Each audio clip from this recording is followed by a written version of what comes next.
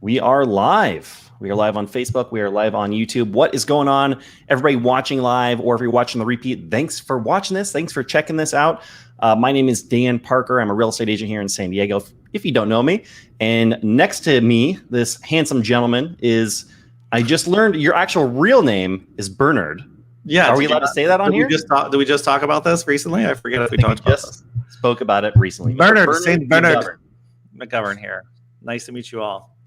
Awesome. So today we're kind of hopping on to this live stream for a couple reasons. We want to chat with you all. We want to answer your questions. So make sure if you have any questions, it doesn't matter where you're watching, you can plug it in. Even if you're watching the repeat, throw a comment down in the comment section, and I promise you we will get back to you. And if you don't have a question to ask, let us know where you're watching from. On this video, we're going to talk about the housing market in San Diego. And it's not, I promise you, we're not going to just sit here and say, hey, it's perfect time to buy or sell a home, because we're not like that. We want to tell you exactly what it's like from two people who are putting in offers and selling homes on a weekly basis here in San Diego, kind of a daily basis here in San Diego, what it's really like and what we can expect moving forward. So with all that said, Bern, what is the housing market like here in San Diego right now? And how has it progressed over the last, well, let's just say this year? How has this year kind of gone? So is it cooling? So I would say from January 1 up until maybe June 30th, we were at about a 10. On a scale of 1 to 10, we're probably at 11 on a scale of 1 to 10. I would have rated it an 11 for sure. Yeah, this one goes to 11. But I would say as of now, I'm feeling, if I had to rate it on a scale of 1 to 10, I would say it's about an 8.5. So still very hot, still very strong, but I'm just not seeing as many of the huge bidding wars we were seeing in like March through May. Because right now I'm seeing, I mean, some places don't have any offers on them, which is for a good 6-month period. I did not see that happen one time. No matter what kind of shape the house is, no matter what it was priced, it always had at least 5 offers. Now I'm seeing, I got an offer accepted yesterday on a place that was on the market for 10 days, had no offers.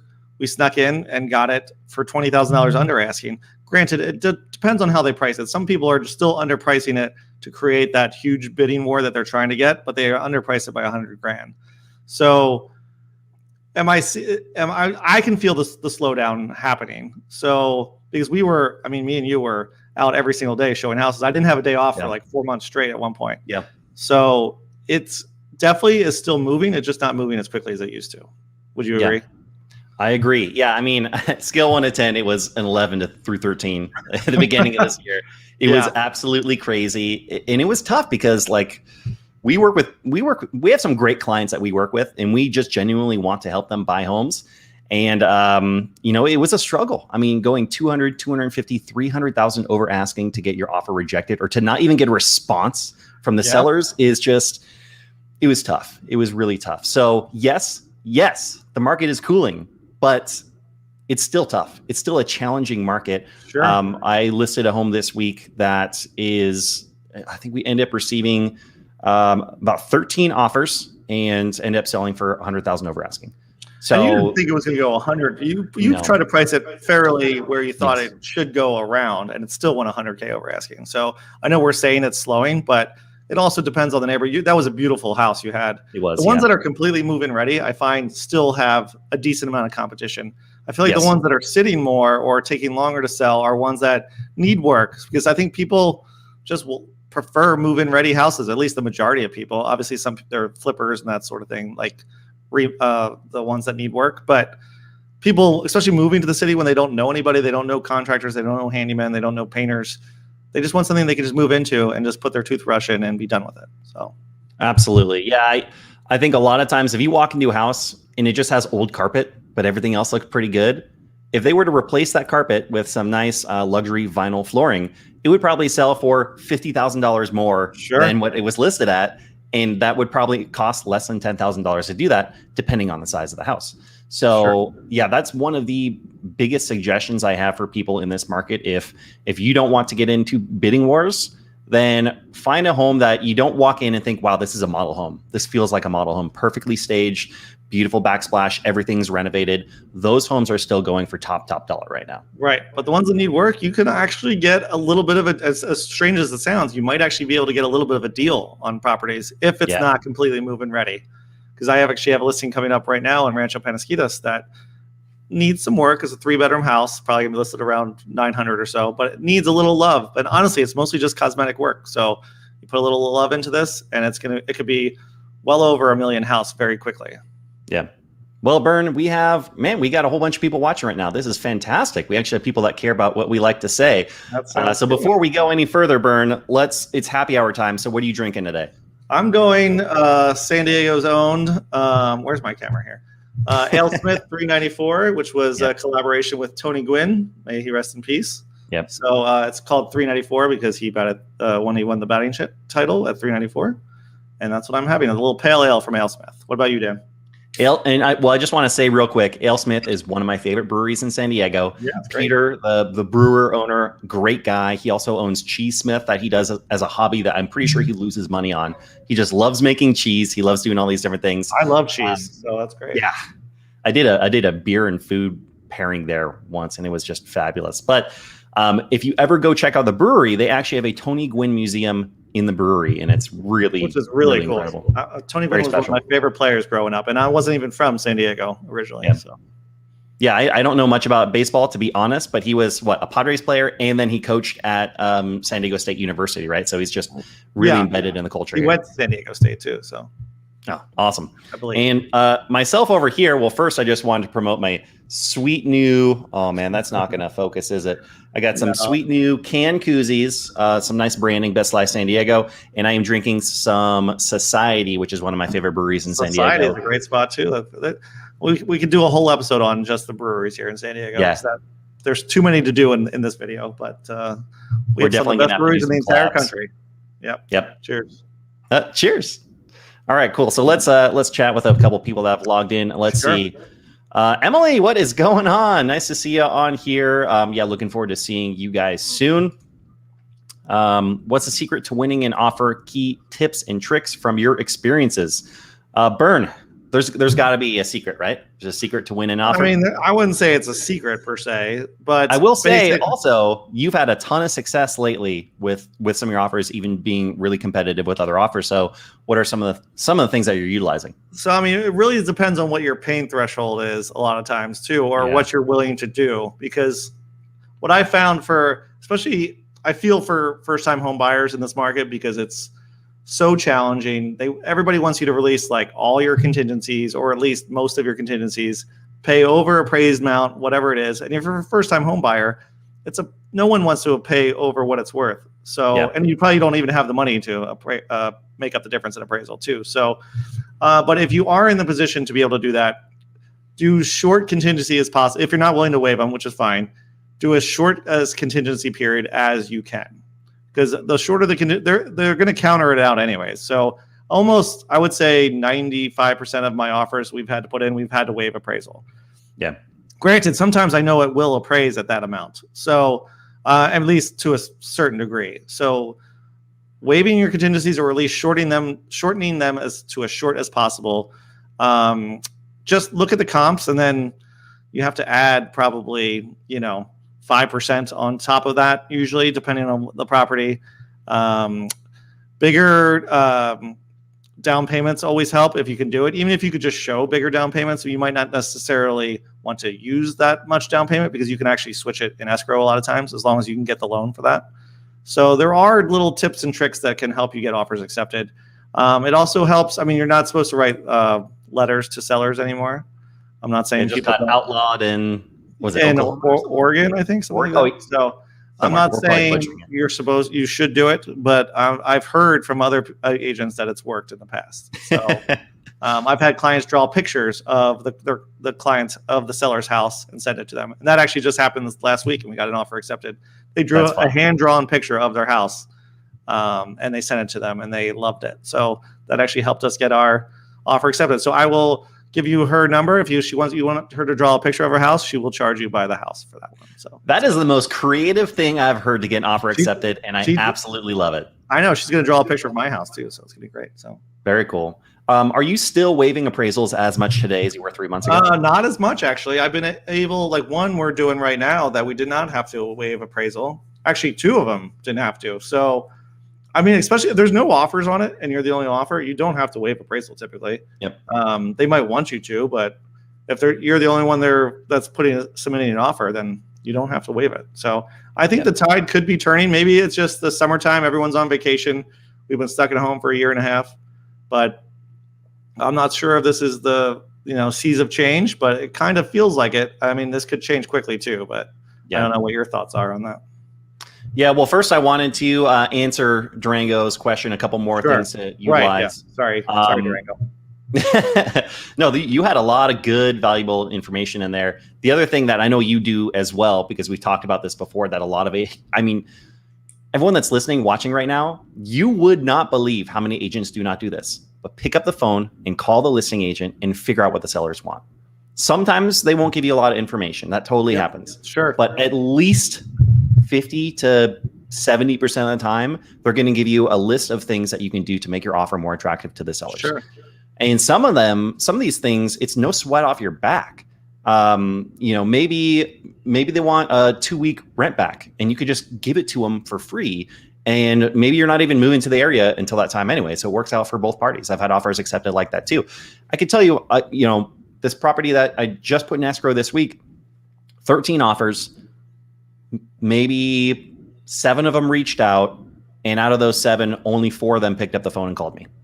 Also have your lender, if you're doing a loan, have your lender also call the listing agent too. So all these little touches that you can make along the way. Yes. If your agent is not doing that, please tell them to do it. Just make sure they call. It's like, hey, I'm just letting you know I'm sending an offer. Also find out what the details. The free rent backs are huge. A nice bonus to give if you're willing to do it. But only if they need it. Yes. But if it's a staged home, it's vacant. You don't put that in there because it's showing that you're not paying attention. And agents do that as well. So just really paying attention. And I had an offer come in without a price on it. They submit it, and I'm not trying to complain here. I'm just saying, start with the simple. Start with the simple. Make sure everything looks really good on that offer, and that it's nice and clean. And then on top of that, if you can establish some rapport with the agents, or you can give them a little bit more confidence on your loan going through, and you not being a hassle through escrow, then you have a better chance of getting your offer accepted. And if you don't get your offer accepted, maybe if they accept an offer and it falls through, you might be the first person they call. So that is huge. That's happened to me so many times this year. And just establishing that rapport is really, really big. I've dropped off donuts before. That's also helped. So anything you can do to get someone to like you. And, it's like I can see working with this person will be enjoyable during the escrow period, because when we're in escrow on a property, it really helps when the listing agent likes you at least a little bit. I mean, it's hard for people to like Dan, but it's, he can fake it until he makes it sometimes too. So come on, look at this face. How can you hate this face? Come on, Bern. Oh, please. So Bern, you were asking a very good question about where the market's going. And I think that we can talk about that real quick while, you guys keep throwing some questions in, and we have a bunch of other questions in. I promise we will get back to you. But talking about where the market's going, we've both had similar conversations. I think, sure, the market is going to cool a little bit. We're not going to see this crazy growth in the next 12 months that we saw these last 12 months.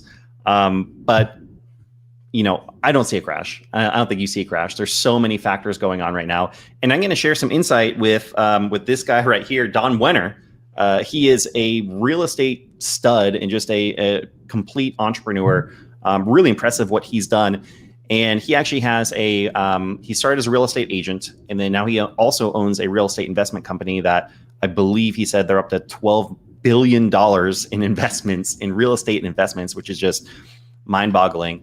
And they've averaged, for the last 10 or so years, they've averaged 13% growth year over year through those investments. And he basically said a few things that I thought were just very interesting to think about. Is, a lot of times we equate what's happening right now with what happened in 2008 and 2009. But one of the key factors, one of the key things that all the time.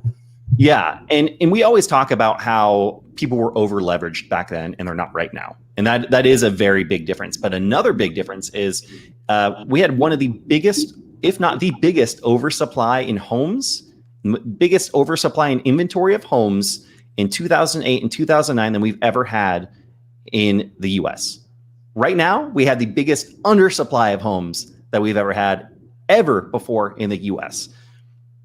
That's a big deal. I mean, prices, for them to come down, there has to be places for people to go into. And I know even listening and talking to people that are in the rental market is maybe even harder than the resale market right now. No, I've had tons of people reaching out. We don't unfortunately do a lot of rentals here in San Diego, but at the rental market, I feel like is almost flipped. I feel like rentals right now are even harder to get to than trying to get a purchase accepted because there's just not enough homes. I just put up a rental today that I was helping a client that just bought a condo, and I had 7 applications in 3 minutes. Yeah. So it's just crazy. So. And then the other thing worth noting is another thing we have right now, which we didn't really have 10, 11, 12 years ago, is there are like private companies buying up homes for investments. You have the REITs, the Real Estate Investment Trust. You have all sorts of organizations that are grabbing properties like hotcakes. And sometimes they don't even really care how much money they're spending on them or what the market value is, because they know eventually these properties are just going to continue to go up. And what this young man here said, I think he's 34, 35 years old. It was super impressive what he's done, is with his real estate investment company, they're still buying like crazy. They are still buying homes like crazy because as far as we can foresee into the future, which I mean, really, when it comes to real estate investment, is 18 to 24 months, somewhere in that range. He doesn't see prices coming down the way things are right now. And I think I tend to agree with him, except for the fact that maybe at some point we'll see just a little bit of a dip just because of how crazy things have been, because people are going to start selling their homes again because of all these different factors. But I think the next 2 years from now, home prices are just about for sure going to be higher than they are right now. Yeah, and I think if there is a little dip, it's going to be small, and it's not going to. I mean, I think it's only going to happen if the rates go up, which might not be till 2023. So if the rates go up, though, you'll see prices adjust a little bit, but not crash, which is what some people continue to think is going to happen. So for sure. All right, let's get back to some of these comments here. John from Central Illinois, but you will be in San Diego soon. Fantastic. Let me know what part of Illinois. I have a lot of family out there. You are going to love San Diego. It is great. And one of the best things about San Diego is the weather has been absolutely perfect the last couple of weeks, probably the last month. I feel like it's been a little hot, but whatever, it's fine. Never good enough for Bernard. Never is, All right. What do you think about purchasing a home using Redfin? How are Redfin realtors, buyers agents, are they aggressive enough? So I will start by saying, Durango, I don't think Bern or myself are going to negatively talk about any other brokerage, any other real estate agent, or anything like that. So there's a lot of, you think, Dan. No kidding. Code of ethics tells us that we should not do such. But Bern, what kind of thoughts do you have on this? I have all sorts of thoughts, but I'm just going to be a little reserved.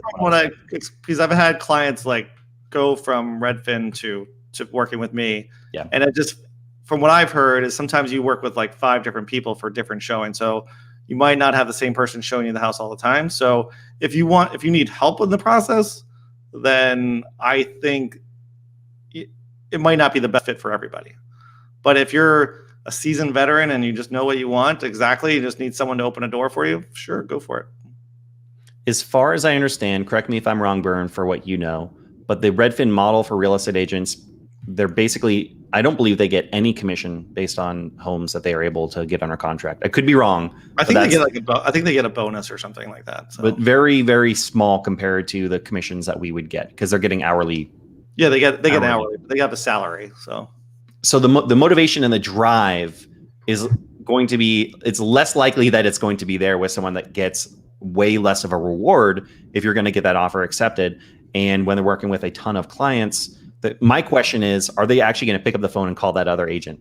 Are they going to pick up the phone and call that realtor to give them the confidence that they need, that that's the offer to select, that agent is going to be competent, that buyer, that you are going to be ready to go. You're not going to fall through out of escrow because you're going to ask for so many crazy things.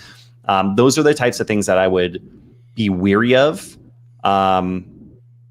Yeah, I think that's. Yeah, I'm sure they have some really good ones too. So yes, I don't know them all. So yeah, I can say I've worked with one Redfin listing agent who was fantastic, and he was very communicative and always got back to me.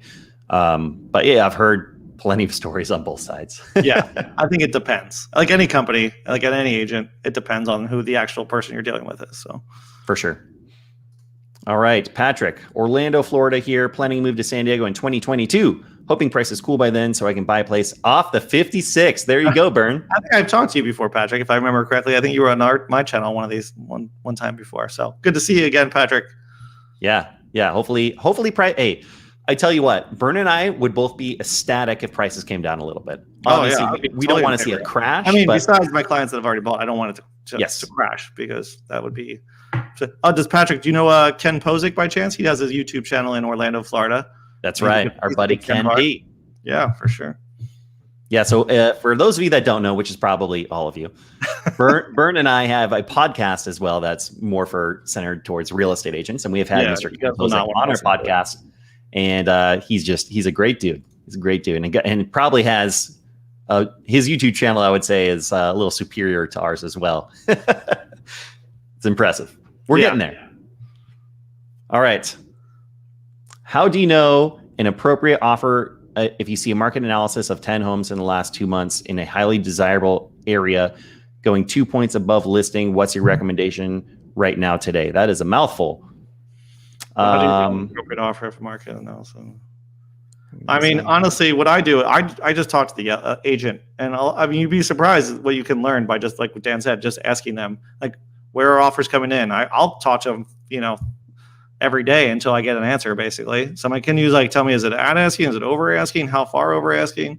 And a lot of times you'll get a counter offer, and it kind of will give insight into where offers are coming in. But your starting offer, just be strong right off the bat. In the beginning of this, when the market started to boom, we started off a little slow and then hoping we get counter offers. But a lot of times they're not even giving counter offers anymore. They're just accepting the best offer out of the bunch because they don't want to go through the whole process with 15 people. Or they don't want to get greedy. If you get to a certain point and the offers are getting so high, sometimes the listing agent's trying to be nice and just saying, you know what, we're already so high. We don't want to push any of these people that much harder. Let's just accept that so it doesn't go into this ridiculous realm. Yeah, and then if it gets too ridiculous, then someone backs out and then you have to start the whole process over again. So a lot of times sellers are just getting to a number like, I'm comfortable with this number. Maybe I could get a little bit more, but it's not worth risking it going back on the market, which is what I'm seeing a lot more of now too. Like houses coming back on the market or price reductions, that sort of thing. So it's all signs that the market is starting to cool a little bit. And I think sometimes sellers get a little too greedy and they're shooting for the moon just to see what happens too. So in Durango, if I understand correctly what you're asking here, if you do a comparative analysis of other properties that recently sold in the area, and if you're looking at a house that is listed above what you think is the fair market value, that's happening all the time. It's happened all year long. And I think Bern kind of hit the nail on the head of really part of it just depends on your how much you're willing to risk in this purchase. Because other people probably are going to be able to or are willing to risk, especially if it's a beautiful renovated home. It's something that we're running into over and over again. One other thing I'll mention is in a market that has gone up somewhere in the realm of 30%, the homes have gone up 30% in value over the last 12 months. If you're looking at homes that closed 2 months ago and they're 2% cheaper, well, that's what's happening to the market. It's continuously going up. So if you're looking at comps from 2 months ago, that's dated comps. 2 months ago, when it closed, actually means they had an accepted offer 3 months ago. Yeah. So just keep that in mind. One thing I'm doing is finding ones that are currently pending. They haven't even closed yet and calling that agent to see if they'll tell me what it's closing at. Yes. That'll give you a little bit. I mean, that'll be a much better comp than one that's closed 2 months ago. I know it's not a long time, but I just try to see what the next price is going for rather than one that's happened 2, 3, 4 months ago. So that's gold. Yeah. Especially when I'm helping sell homes, I always do that. It's cool. These comps from a month ago, 2 months ago are great, but what's happening today? That's what I want to know. Yeah. Solid advice. I also want to know, PMAC, you watching this? Who's PMAC? I don't know. I think it's Patrick McKenzie. It sounds like he is watching. Oh, yeah, he's PMAC. Okay, I get it. Are listing agents honest in terms of offers received and price range when they are coming in? I would say most. I would say more often than you think. Yes, I know. I think everyone thinks more that often than you listing think. agents make up things, but honestly, the house is gonna sell either way. There's not worth risking their license over lying over they had 5 offers instead of 10 offers or whatever it is. So, I mean, could there be one bad seed out there? Sure, but I would say almost all are better than you think. So. And if you're in a very specific situation with a very specific agent that you are concerned about, there are ways that you can write offers to where if your offer gets accepted, you actually get to see the proof of the other offers that are out there. That's and true. If you work with some savvy agents, they might be able to help you out on that.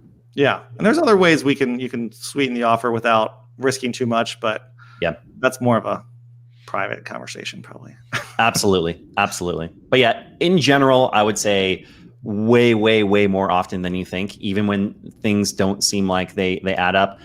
The reality is when you're spending a crazy amount of money to buy a house, one of the biggest, if not the biggest investment of your life, and prices are going up as fast as they are. I've worked with clients from all sorts of different clients that in, all these different situations assume that, you just get into the situation where it's easy to assume that because you're worried about spending too much, and that's totally understandable.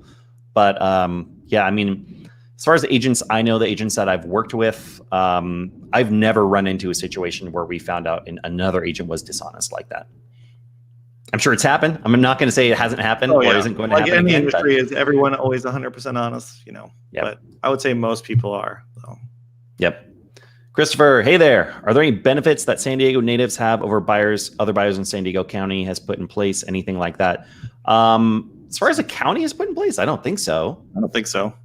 California, the only thing that I could think of, and this is kind of off topic, but if you're 55 plus in California and relocating to another home in California, there are ways that you can transfer your property tax. Yeah, that's a big, which is huge, massive benefit. But beyond that, I can't really think of anything else. Yeah, either can I. That's the only one I could think of. And then also kind of off topic, but the other thing that this makes me think about is the importance of utilizing a local lender when you're buying a house. It really helps the seller know, especially like, let's say you work with Bern or myself, and you could either use one of the big lenders out there. I'm not going to name them, but I'm sure you can think of them off the top of your head. Use one of the big lenders out there, or you can use like one of our preferred lenders who we know time and time again are busting their butt to make sure that everything happens on time. They can communicate really well, all these different things.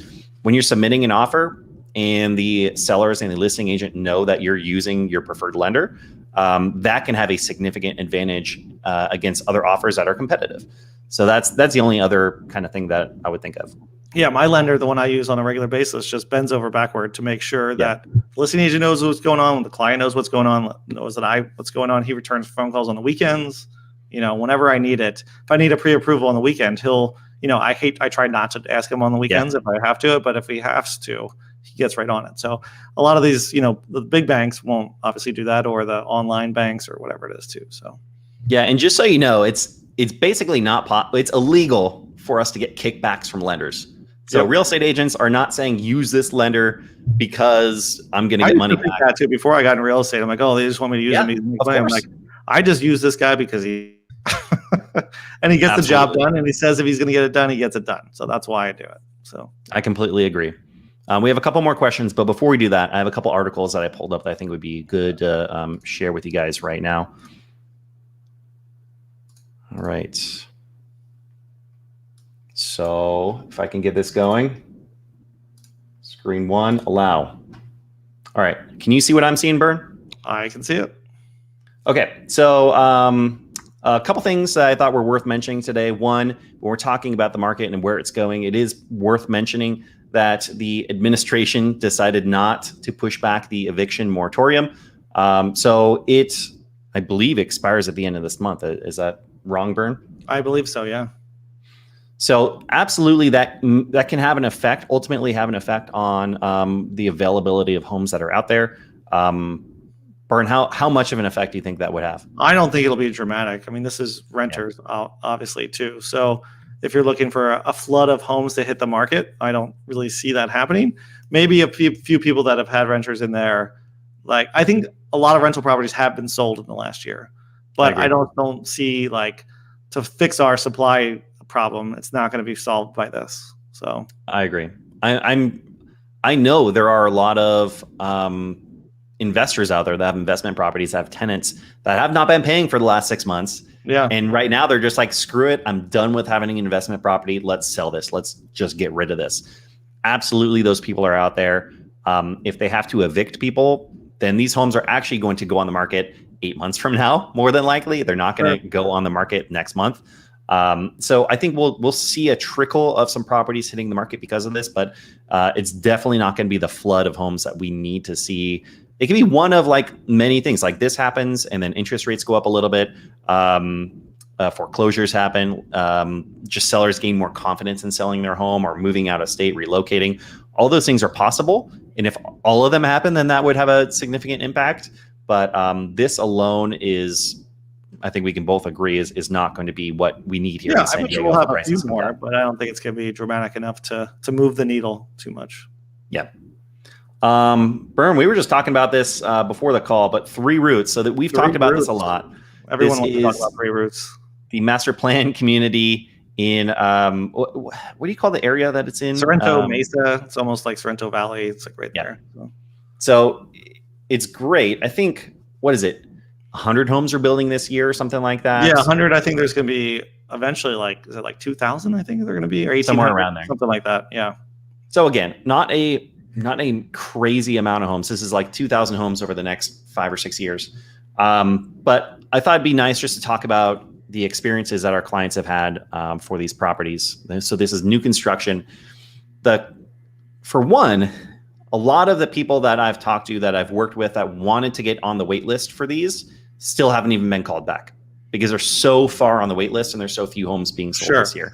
And their sales office is not doing a great job of like letting people know what's going on either. So they don't have an office you can walk into, which is normally what we have.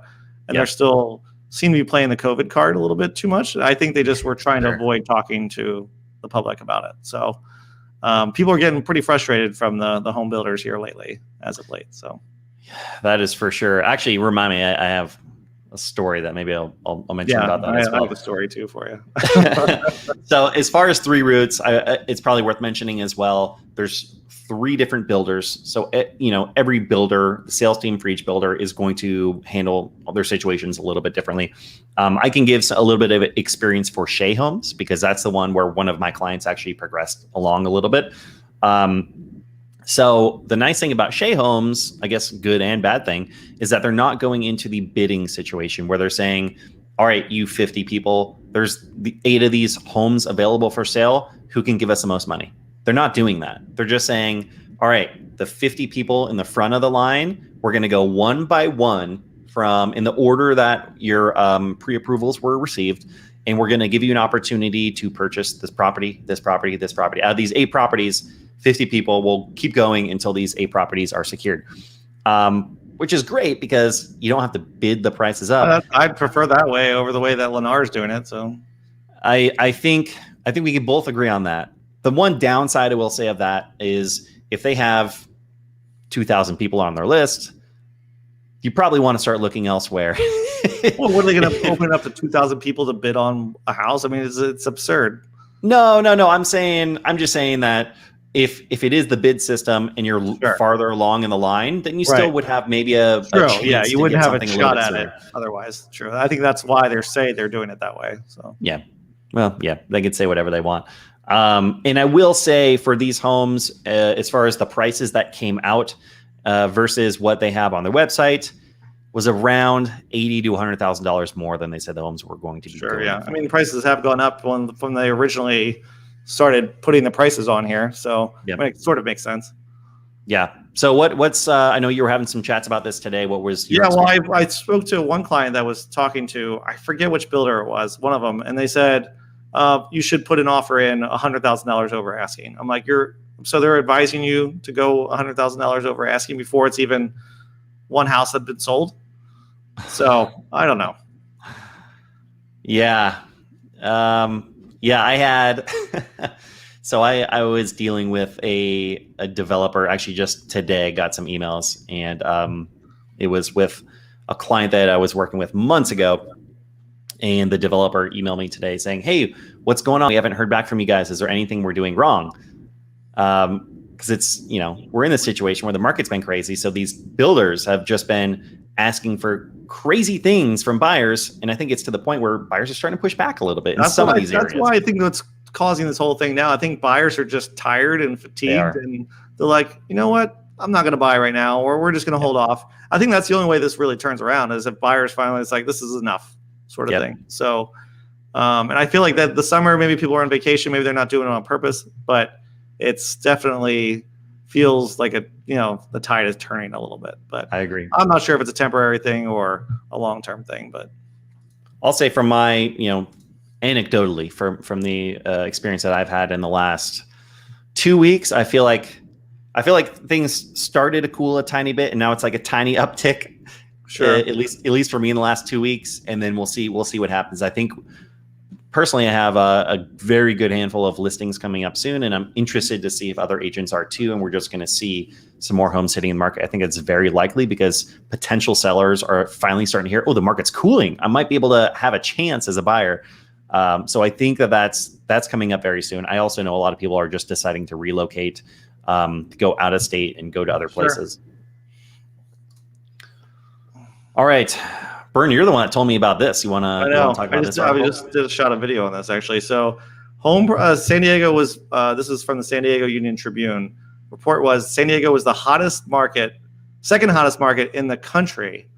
It went up almost 25% in 1 year from May to May. So that's crazy. Some neighborhoods are obviously higher than others, because I think Carmel Valley was like 40% higher.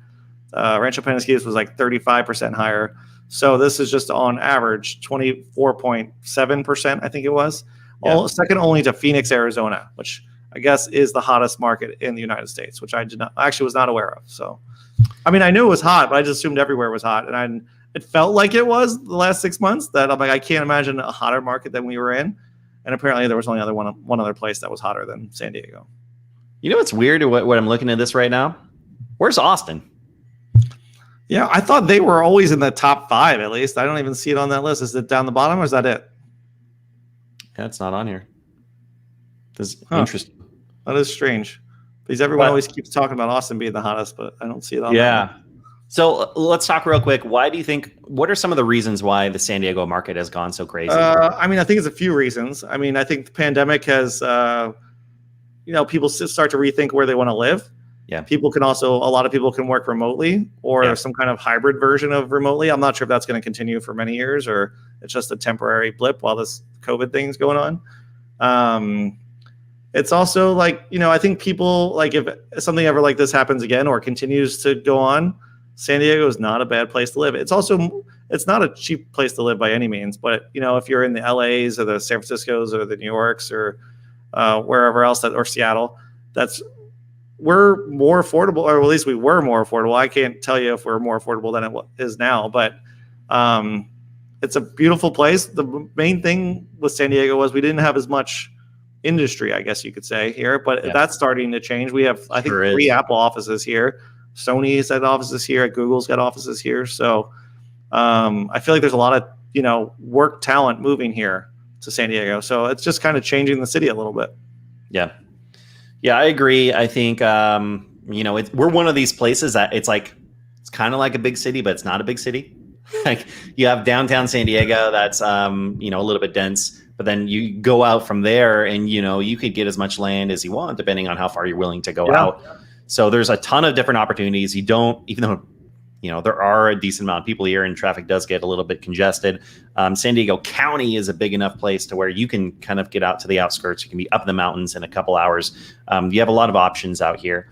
And I completely agree. A lot of people especially people that have money are in other expensive areas, and it's like snows in the winter and all these different things, and they can work remote now. And they're like, why am I here when I can afford a home in San Diego? In San Diego with perfect weather year round. It's not perfect, but it's very close to perfect. It's pretty close. Pretty close.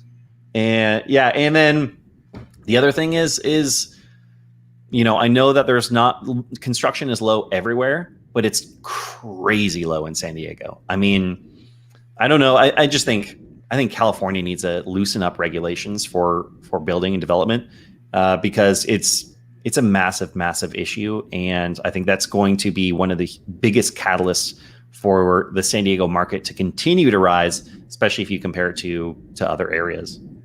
Yeah, there's a ton of regulation here in California in general. So yep. So I'm also going to say right now that I don't know exactly where they got this 24%. Sometimes when you look at some of these metrics for different areas, depending on what source you're going through, it can look a little bit different. The source home decks that we use through kind of the resources that I have as real estate agents through my MLS, these are the statistics that they pull up for San Diego County. I guess, maybe this is the city of San Diego. San Diego. Does it say city on there? I think it might be the city.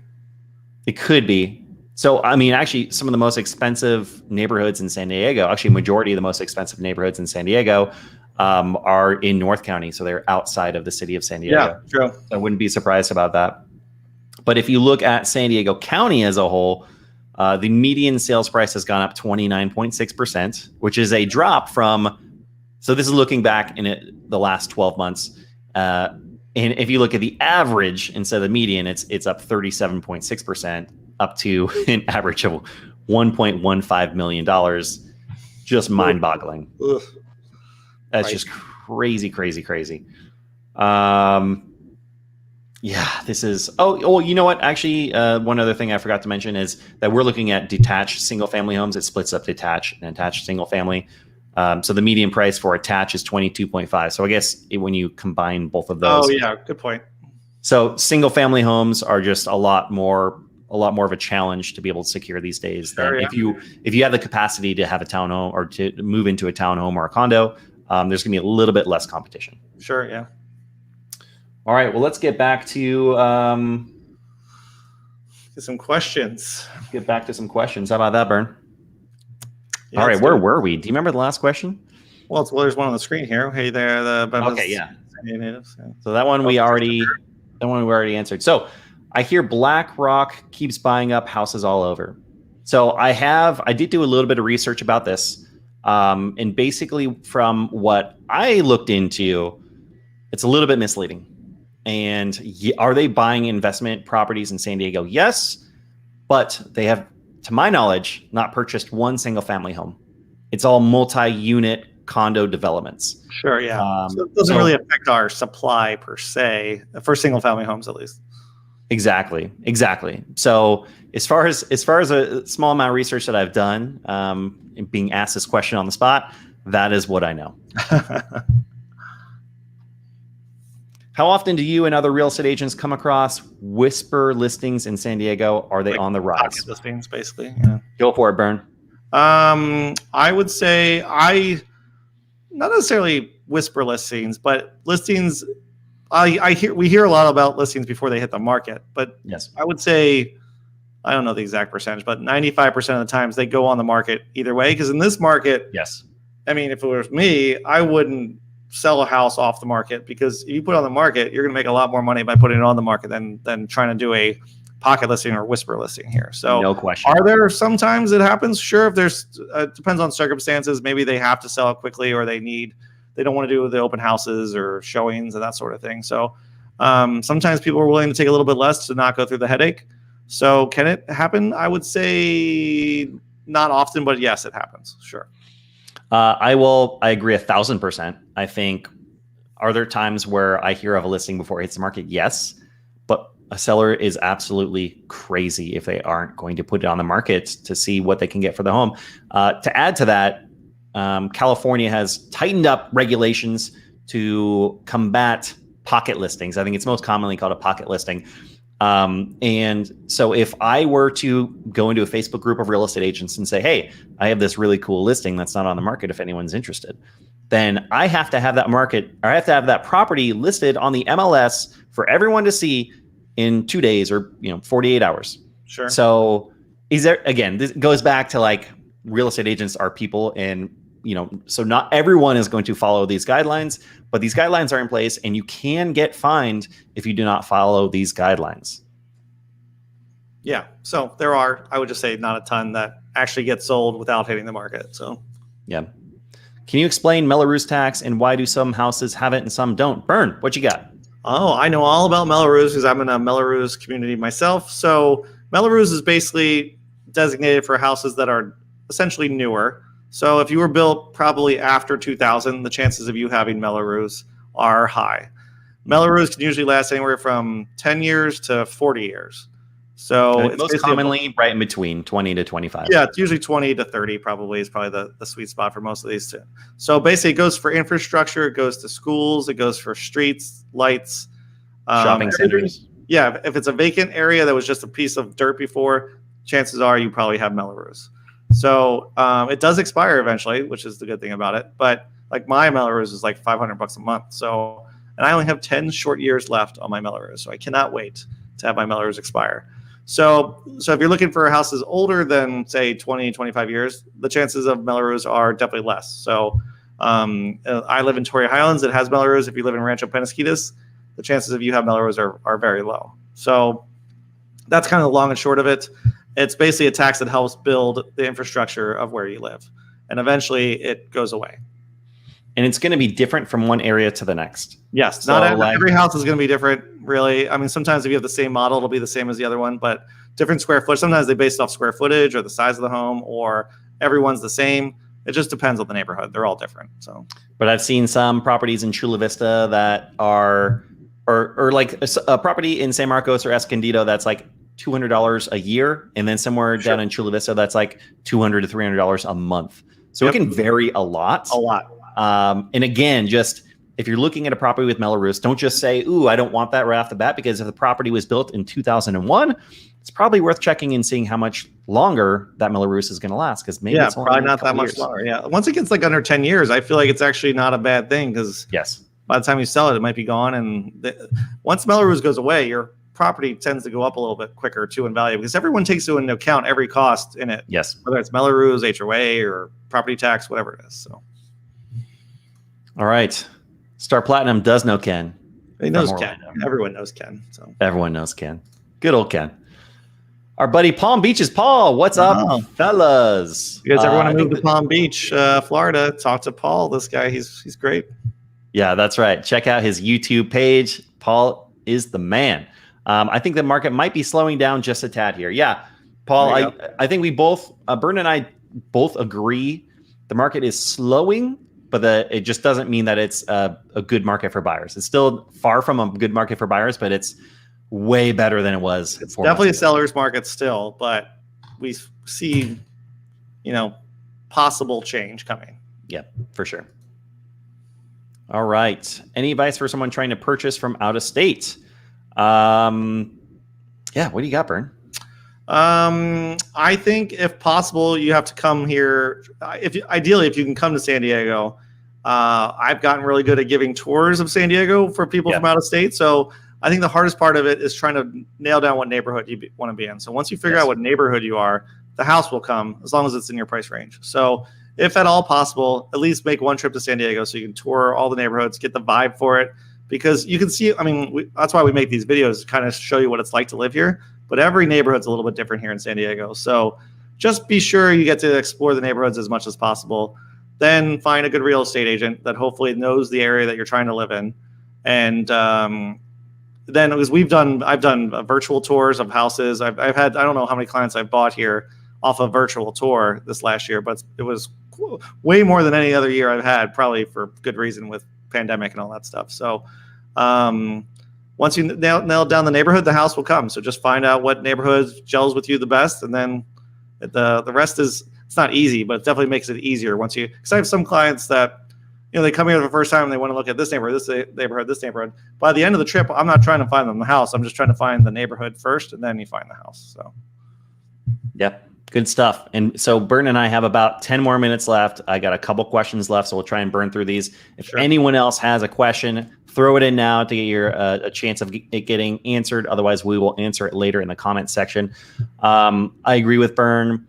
You could totally view homes with a virtual showing. I think you'd be very surprised at how good a virtual showing can go, especially if there's a nice, I have a nice little gimbal, so you got a nice smooth virtual tour of the property. I'll tell you what I'm smelling. If it smells like cats are in there, I'll let you know about that. I'll show you the neighborhood. There's a lot of things that you can learn through a virtual tour. And then you have the opportunity, once you get an offer accepted, to come down and visit the property for inspections. Sure. So you're still protected under that time. If you want to back out for any reason, you see something in person you didn't see in the virtual tour.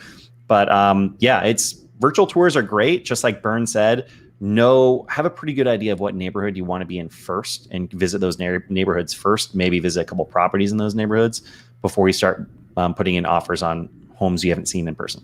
Yep. All good advice. Christopher, you're welcome. You bet, man. You bet. What are your thoughts on the stability and interest rates? Is 2.5 on a jumbo as good as it gets? How soon could it change? Short answer, yes, as good as it gets on a jumbo. If you can lock in 2.75, I would do that every day. Is there a chance you could get 2.625? Sure. But is it worth risking it going up to 2.85, 2.93%? I would say 2.75 is almost as good as you're going to get. Yeah, I basically haven't seen even 2.75 on conventional conforming loan recently. So even VA, I seeing saw it on a above jumbo this past week. Actually, it was 2.75. So that's great. Yeah. Do it. Lock it in. La Jolla area or Del Mar / North County? I think as a new resident, I want to be closer to everything. So La Jolla area, what are your thoughts? I would say, well, my only hesitancy with La Jolla is if you're in La Jolla, it can take you a few minutes to get out of La Jolla. Like you're secluded. 10, 20 minutes. It's like, especially if you're by the water, La Jolla is pretty big, and there's no like freeway that's going to bring you right to the beach in La Jolla. You have to go down some windy roads to get there. Del Mar, you could be on the freeway in 3 minutes probably. So yeah. La Jolla might be closer to downtown, but I bet you it's probably the same time frame to get from Del Mar to downtown that is La Jolla to downtown. I agree. And if you're looking at beach communities and you like those areas, everyone's situation is so different on exactly what you're looking for. But I would also maybe even consider North Pacific Beach. It's a little bit quieter than the rest of Pacific Beach.